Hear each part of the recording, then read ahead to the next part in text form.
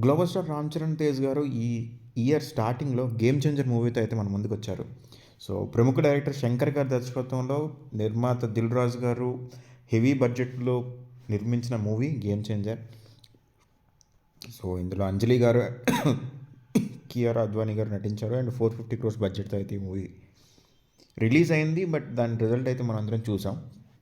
And దీని తర్వాత రామ్ చరణ్ గారు సాలిడ్గా కంబ్యాక్ ఇచ్చేందుకు అయితే ప్లాన్ చేస్తున్నారు. ప్రజెంట్ అయితే మనకి బుచ్చిబాబు గారి డైరెక్షన్లో ఒక స్పోర్ట్స్ డ్రామా మూవీ అయితే చేస్తున్నారు. దీని మీద చాలా ఇంపాక్ట్ అయితే ఉంది. ఆల్రెడీ చాలా బజ్ అయితే క్రియేట్ చేస్తున్నారు. రెహమాన్ గారి మ్యూజిక్తో పాటు చాలా మనకి ఇందులో అట్రాక్షన్స్ అయితే ఉన్నాయి. సో దీని తర్వాత లైనప్లో కూడా మనకి సుకుమార్ గారితో మూవీ లైనప్లో ఉంది. అండ్ సుకుమార్ గారి మూవీ తర్వాత మనకి సందీప్ రెడ్డి వంగ గారు ఆల్రెడీ ప్లాన్ చేస్తున్నట్లయితే తెలుస్తుంది. సో టాలీవుడ్ సినీ వర్గాల సమాచారం ప్రకారం సందీప్ రెడ్డి గారు రామ్ చరణ్ గారి కోసం ఒక పవర్ఫుల్ యాక్షన్ జోనర్ మూవీలో ఒకటి వినిపించారంట స్టోరీ. సో ఆ స్టోరీ నరేషన్ అయితే ఫైనల్ స్టేజ్లో ఉన్నట్లయితే టాక్ ఉంది. అండ్ గతంలో సందీప్ రెడ్డి వంగ గారు మహేష్ బాబు కోసం రెడీ చేసిన డెవిల్ అనే మూవీ స్టోరీ ఏదైతే ఉందో దాన్నే రామ్ చరణ్ గారికి అయితే వినిపించారంట. సో ఈ స్టోరీ అయితే రామ్ చరణ్ గారికి నచ్చడంతో ఓకే చెప్పినట్లయితే మనకి ఆల్రెడీ న్యూస్ అయితే వస్తుంది. అండ్ డెవిల్ స్క్రిప్ట్లో రామ్ చరణ్ గారి ఎలివేషన్స్ అయితే నెక్స్ట్ లెవెల్లో ఉంటాయని చెప్పి ఈ movie Hollywood range action sequence కూడా ఉండబోతున్నాయని చెప్పి అయితే చాలా రూమర్స్ అయితే ఉన్నాయి. అండ్ ఇప్పటికే వీరిద్దరి కాంబినేషన్లో మూవీ వస్తున్నట్లు అఫీషియల్గా అయితే ఎలాంటి అనౌన్స్మెంట్ రాలేదు. బట్ సందీప్ రెడ్డి వంగ గారు అండ్ రామ్ చరణ్ గారి కాంబినేషన్లో సినిమా వస్తుంది అన్న రూమర్స్ అయితే చాలా ఎక్కువగా వినిపిస్తున్నాయి. అండ్ దీంతో మనకి రామ్ చరణ్ గారు ప్రజెంట్ అయితే మహేష్ బాబు గారి ఓకే మనకి ఆల్మోస్ట్ ఫిక్స్ అయిన స్టోరీని రామ్ చరణ్ గారు చేస్తున్నట్లయితే మనకి ఇప్పుడు తెలుస్తుంది. అండ్ సందీప్ రెడ్డి వంగ గారు ప్రస్తుతం అయితే ప్రభాస్ హీరోగా నడుస్తున్న స్పిరిట్ మూవీకి దర్శకత్వం అయితే వహిస్తున్నారు. ఇది ఆల్రెడీ అంటే ప్రభాస్ గారు లేని సీన్స్ అన్నీ కూడా మనకి ముంబైలో షూటింగ్ అయితే జరుగుతుంది. అండ్ దీనికి సంబంధించిన రిలీజ్ అయితే నెక్స్ట్ ఇయర్ ఉండొచ్చు అనే సమాచారం అయితే ఉంది మనకి. సో మహేష్ బాబు గారు ఓకే చేయని సినిమా స్క్రిప్ట్ని రామ్ చరణ్ గారు అయితే ప్రజెంట్ మూవీ కింద అయితే చేస్తున్నారు. అండ్ దీంతోపాటు ఇప్పుడు మహేష్ బాబు గారు ఓకే చేయని స్టోరీ రామ్ చరణ్ గారి దగ్గరికి ఎలాగైతే వెళ్ళిందో రామ్ చరణ్ గారు ఓకే చేయని స్టోరీ విజయ్ దేవరకొండ గారి దగ్గరికి అయితే వెళ్ళినట్లయితే తెలుస్తుంది.